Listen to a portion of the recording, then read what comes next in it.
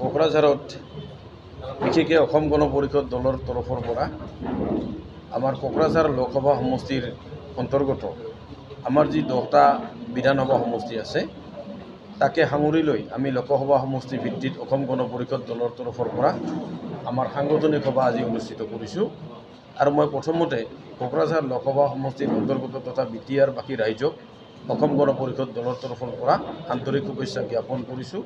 আগন্তুক ৰঙালী বিহু কাৰণে মই সকলোকে শুভেচ্ছা জ্ঞাপন কৰিছোঁ। আমি অসম গণ পৰিষদ দলে বিগত নিৰ্বাচনসমূহত আমি অংশগ্ৰহণ কৰি আহিছোঁ। বিশেষকৈ আমি যি আমাৰ মিত্ৰতা অনুষ্ঠিত কৰি আৰু মিত্ৰ শক্তিৰ লগত আমি একগোট হৈ নিৰ্বাচন অনুষ্ঠিত কৰিছিলোঁ বা আমি অংশগ্ৰহণ কৰিছিলোঁ।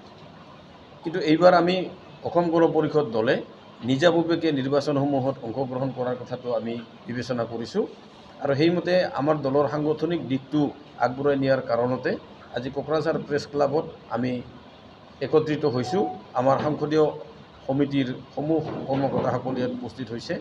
আমাৰ যি সমষ্টি কমিটি বিশেষকৈ বিধান পৰিষদৰ বিষয়ববীয়াসকল আজি উপস্থিত হৈছে। কেন্দ্ৰীয় কমিটিৰ কোকৰাঝাৰ লোকসভা সমষ্টিৰ অন্তৰ্গত আমাৰ যি বিষয়ববীয়া দলৰ কেন্দ্ৰীয় সাধাৰণ পৰিষদৰ সদস্য, কেন্দ্ৰীয় কাৰ্যনিৰ্বাহক সদস্য, কেন্দ্ৰীয় বিষয়ববীয়া, মহিলা পৰিষদৰ বিষয়ববীয়াসকল আমি ইয়াত আজি একত্ৰিত হৈছোঁ।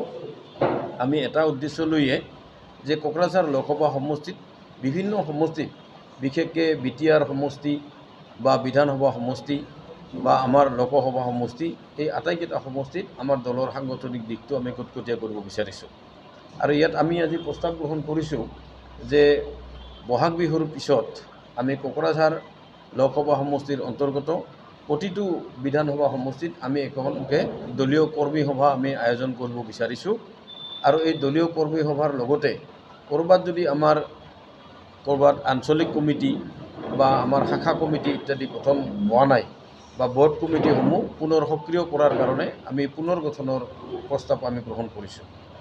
একেধৰণে আমি কোকৰাঝাৰৰ বৃহত্তৰ এই সমষ্টিটোত লোকসভা সমষ্টিটোত আমাৰ দলৰ কৰ্মীসকল বিভিন্ন ক্ষেত্ৰত আমি নিৰ্বাচনত সংগঠিত কৰাৰ কাৰণতে আমি সকলোকে আহ্বান আমি জনাইছোঁ আৰু আগন্তুক দিনত আমি যাতে আগবাঢ়ি যাব পাৰোঁ তাৰ কাৰণে আমি যাতে শক্তিশালী ৰূপত আগবাঢ়ি যাব পাৰোঁ তাৰ কাৰণে আজি আমি প্ৰস্তাৱ গ্ৰহণ কৰিছোঁ।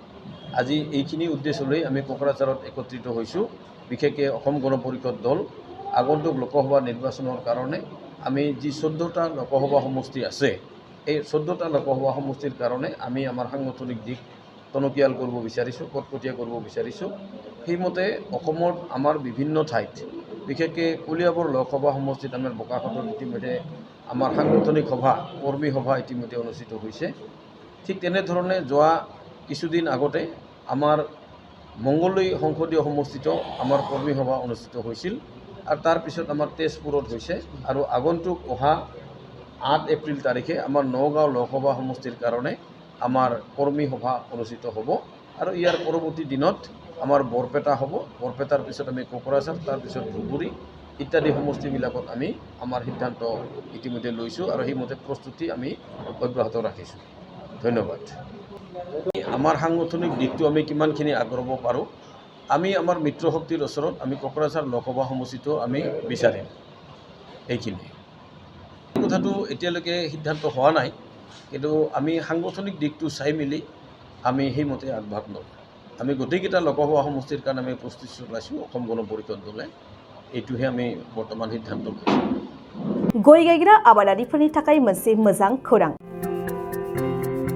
थाफा नार्सारियाव मोननो हागोन जाखांफु लाइमोनफोरजों बानायजानाय हाजो आरो हायेनावबो गायजानाय अर्गेनिक गय फुलि।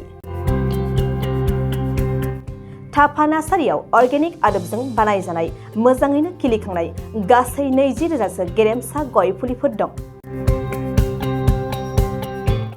बारा नङा, फांसेयाव 60 रां होनानैनो नोंथांमोना गय फुलिखौ बायना लांनो हागोन। बुरजा लाङोब्ला खमायनायनि सुबिदाबो मोननो हागोन।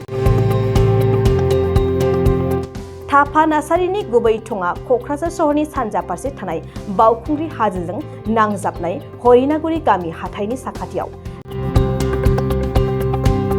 बे अर्गेनिक गय फुलिफोरखौ लांफैनोब्ला नोंथाङा 8011837272 नङाब्ला 9707460226 जानबुं अनजिमायाव थोंजोङै जगाजग खालामहरनो हागोन।